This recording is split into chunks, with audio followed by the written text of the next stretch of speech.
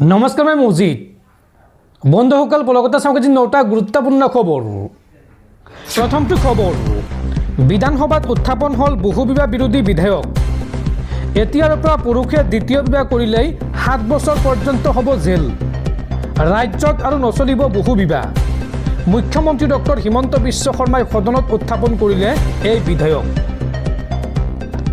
বিধানসভাত উত্থাপন হল বহু বিবাহ বিৰোধী বিধেয়ক মুখ্যমন্ত্ৰী ডক্টৰ হিমন্ত বিশ্ব শৰ্মাই সদনত উত্থাপন কৰিলে এই বিধেয়ক ৰাজ্যত সম্পূৰ্ণৰূপে বহু বিবাহ বন্ধ কৰিবলৈ অনা হৈছে এই বিল এতিয়াৰ পৰা পুৰুষে দ্বিতীয় বিবাহ কৰিলেই জেল হ'ব ৰাজ্যত আৰু নচলিব বহু বিবাহ বাৰে বাৰে বিয়া পাতি থকা পুৰুষৰ বিৰুদ্ধে লোৱা হ'ব আইনী ব্যৱস্থা বিবাহক লৈ বিধানসভাত আইনৰ বাবে বিল উত্থাপন কৰিলে মুখ্যমন্ত্ৰীয়ে আৰু এতিয়াৰ পৰা এগৰাকীতকৈ বেছি বিয়া পাতিলে 7 বছৰৰ কাৰণে জেলত যাব লাগিব সেইগৰাকী পুৰুষ খুদৰুৱা হ'ব অসমৰ বহু বিবাহ ব্যৱস্থা এজনীতকৈ বেছি পত্নী ৰাখিব নোৱাৰিব অসমৰ কোনো পুৰুষে এজন পুৰুষে এজনীতকৈ বেছি বিয়া পাতিলেই হ'ব 7 বছৰ পৰ্যন্ত জেল এজন পুৰুষে এগৰাকী মহিলাকে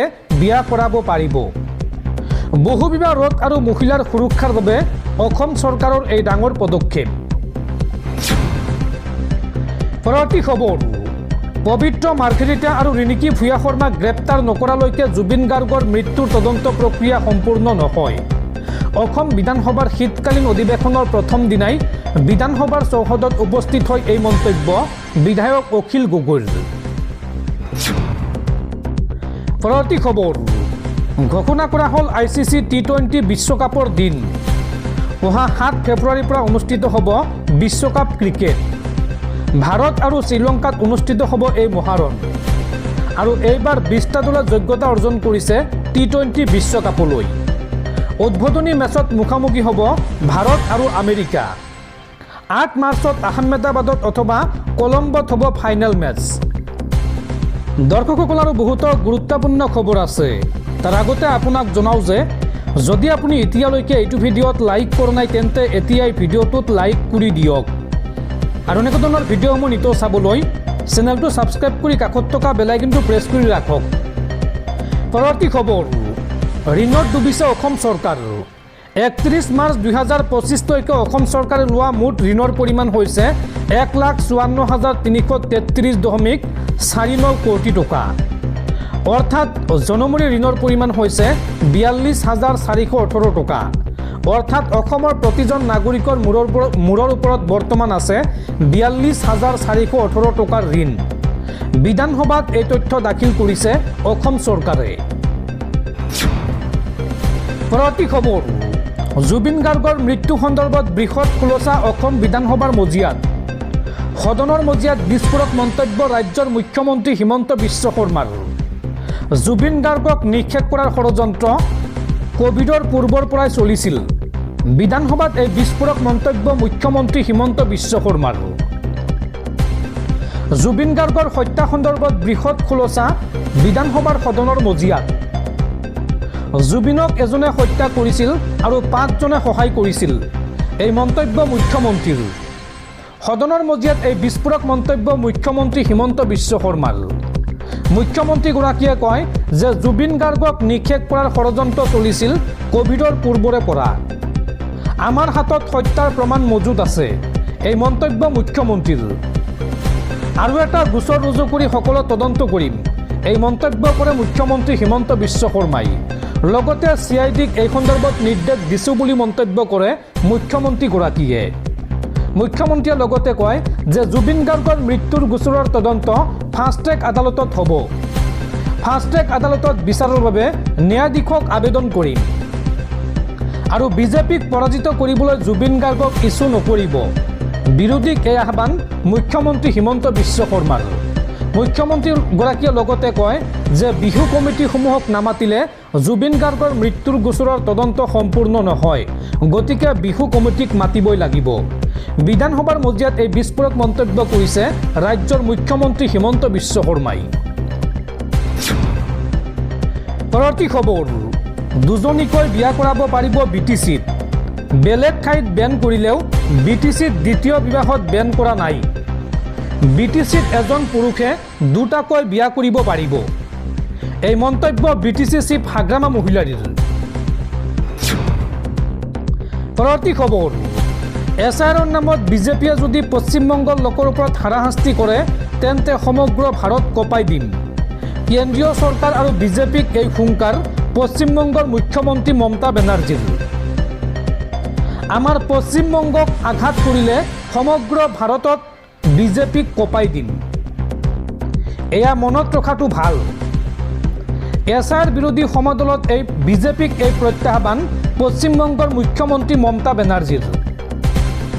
24 পৰগনাত ওলোৱা সমদলত কেন্দ্ৰীয় চৰকাৰ আৰু বিজেপিক এই হুংকাৰ মমতা বেনাৰ্জীৰ।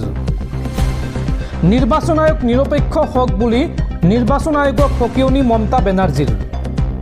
কোনো প্ৰকৃত ভোটাৰৰ নাম কাটিব নোৱাৰিব বুলি মন্তব্য পশ্চিমবংগৰ মুখ্যমন্ত্ৰী মমতা বেনাৰ্জীৰ। 2024ত ভোট দিয়া লোকজন যদি অবৈধ তেন্তে কেন্দ্ৰীয় চৰকাৰখনো অবৈধ বুলি মন্তব্য মমতা বেনাৰ্জীৰ। SIRৰ নামত পশ্চিমবংগৰ লোকক ভয় খুওৱা হৈছে। বিজেপিয়ে মোক পৰাস্ত কৰিব নোৱাৰে, মোৰ সৈতে বিজেপিয়ে যুঁজ দিব নোৱাৰে। বিজেপিয়ে যদি বংগৰ লোকৰ ওপৰত আক্ৰমণ কৰে তেন্তে সমগ্ৰ ভাৰত কঁপাই দিম। সমদলত এই হুংকাৰ পশ্চিমবংগৰ মুখ্যমন্ত্ৰী মমতা বেনাৰ্জীৰ। পৰৱৰ্তী খবৰ, পূৰ্ণ হ'ল এক 500 বছৰীয়া সংকল্প। অযোধ্যাৰ ৰাম মন্দিৰৰ চূড়াত গেৰুৱা ধ্বজা উত্তোলন প্ৰধানমন্ত্ৰী নৰেন্দ্ৰ মোদীৰ। ধ্বজা উত্তোলন কৰি শতিকা পুৰণি আঘাত আৰু বেদনা আজি উপশম ঘটিছে বুলি মন্তব্য প্ৰধানমন্ত্ৰী মোদীৰ। উল্লেখযোগ্য যে এই অনুষ্ঠানত উপস্থিত থাকে RSSৰ মুৰব্বী মোহন ভাগৱত আৰু উত্তৰ প্ৰদেশৰ মুখ্যমন্ত্ৰী যোগী আদিত্যনাথ। পৰৱৰ্তী খবৰ, এবছৰলৈ জেলত থাকিব লাগিব ভিক্টৰ দাস। ভিক্টৰ দাসে জামিন পোৱাত জটিলতা। ভিক্টৰ দাসৰ বিৰুদ্ধে চৰকাৰে জাৰি কৰিলে নিৰ্দেশনা। ভিক্টৰ দাসক কাৰাবন্দী কৰি ৰখাৰ পৰামৰ্শ। NSA আইনৰ অধীনৰ চৰকাৰৰ এডভাইজৰী বৰ্ডৰ এই পৰামৰ্শ আৰু এই পৰামৰ্শৰ পাছতে চৰকাৰে জাৰি কৰে নিৰ্দেশনা। গ্ৰেপ্তাৰৰ দিনৰ পৰা এবছৰলৈকে বন্দী কৰি ৰখাৰ পৰামৰ্শ ভিক্টৰ দাসক আৰু সেয়ে এতিয়া দীৰ্ঘদিনৰ বাবে কাৰাগাৰতে থাকিব লাগিব ভিক্টৰ দাস।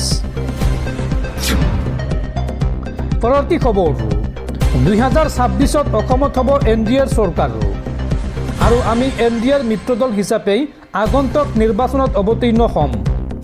2026ৰ বিধানসভা নিৰ্বাচন সন্দৰ্ভত সংবাদ মাধ্যমৰ সন্মুখত এই মন্তব্য BTC চিফ হাগ্ৰামা মহিলাৰীৰ। পৰৱৰ্তী খবৰ, ভোটাৰ তালিকাৰ পুনৰীক্ষণ চমুকৈ SIRক লৈ এইবাৰ সুপ্ৰিম কোৰ্টৰ দ্বাৰস্থ হৈছে থালাপতি বিজয়। SIRৰ বিৰোধিতা দক্ষিণৰ ছুপাৰষ্টাৰ থালাপতি বিজয়ৰ। উচ্চতম ন্যায়ালয়ত আবেদন দাখিল থালাপতি বিজয়ৰ দল TVKৰ।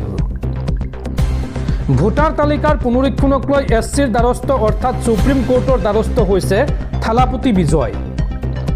SIRৰ বিৰোধিতা দক্ষিণৰ ছুপাৰষ্টাৰ থালাপতি বিজয়ৰ। উচ্চতম ন্যায়ালয়ত আবেদন দাখিল থালাপতি বিজয়ৰ দল TVKৰ। কেইবাটাও দলসহ বিজয় থালাপতি SIRৰ বিৰুদ্ধে সুপ্ৰিম কোৰ্টৰ দ্বাৰস্থ হৈছে আৰু ইতিমধ্যে TMC SPকে ধৰি কেইবাটাও দলে বিৰোধিতা কৰিছে SIRৰ আৰু SIRৰ বিৰোধিতা কৰিছে তামিলনাডুৰ সাহসীয় DMK দলেও।